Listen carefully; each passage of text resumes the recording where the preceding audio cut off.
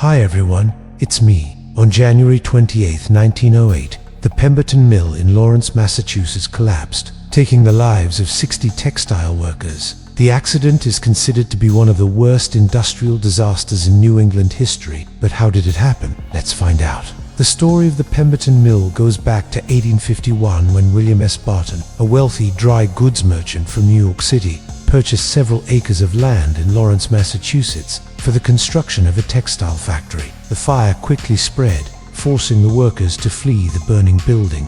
It didn't take long for the investigators to conclude that the fire had weakened the supporting timbers, causing the building to collapse. But there was some evidence that suggested something else might have contributed to the disaster. Also, be sure to give this video a thumbs up and share it with others. One of the survivors, Mary O'Connell, recalled hearing a loud noise just before the collapse. She described it as the sound of rafters breaking. This led investigators to examine the building's supporting timbers, which were found to be rotten, suggesting that the building's collapse may have been inevitable, even before the fire. Despite these findings, no criminal charges were filed in connection with the collapse. The Pemberton family and the other mill owners in the area had a lot to lose if the truth about the disaster ever came out. The secret was buried along with the victims. The Pemberton Mills continued to operate until 1936, when it was finally demolished. Most of the land was converted into a public park in 1938.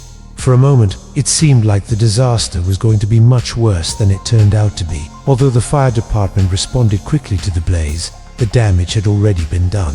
The four-story brick structure had been compromised, and at 10:30 p.m. the entire building collapsed, sending thousands of tons of brick and timber crashing down onto the workers below. Those who had gathered outside the building to watch the progress of the fire were caught in the debris, along with those who had sought shelter in the basement. The accident resulted in the deaths of 60 workers, with most of the victims being women and children. Barton partnered with John Calo, who would become his brother-in-law, by marrying his sister, Eliza, and Thomas N. Pierce, who had experienced designing and building textile factories. Together they formed the Pemberton Manufacturing Company, named after Charles Courtney Pemberton, a British engineer and designer of the mill. One of the exhibits includes a survivor's account of the collapse, which provides a first-hand perspective on the tragedy. Mary O'Connell, the woman who survived by sheltering under a man's body, donated her Red Cross medal to the mill. After the disaster, she emigrated to Canada, where she married and raised a family. She returned to Lawrence several times throughout her life and was interviewed by historians regarding her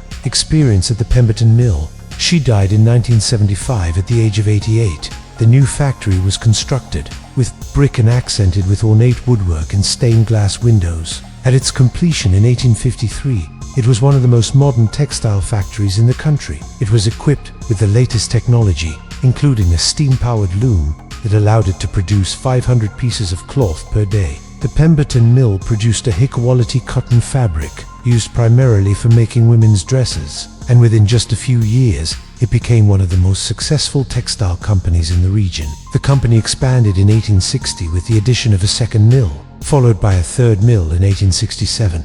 By this time, the Pemberton Mills employed hundreds of workers who lived in the nearby mill town of Lawrence. The majority of the workers were Irish immigrants who endured harsh living conditions in the tenements provided by the mill owners. They worked long hours for low wages and were under constant surveillance by police. Guards patrolled the streets to ensure the workers did engage in any celebratory activity while on their way to or from work. Men, women, and children were not allowed to speak to each other. A single slip of the rules could result in being escorted from the mill town by the guards without your head.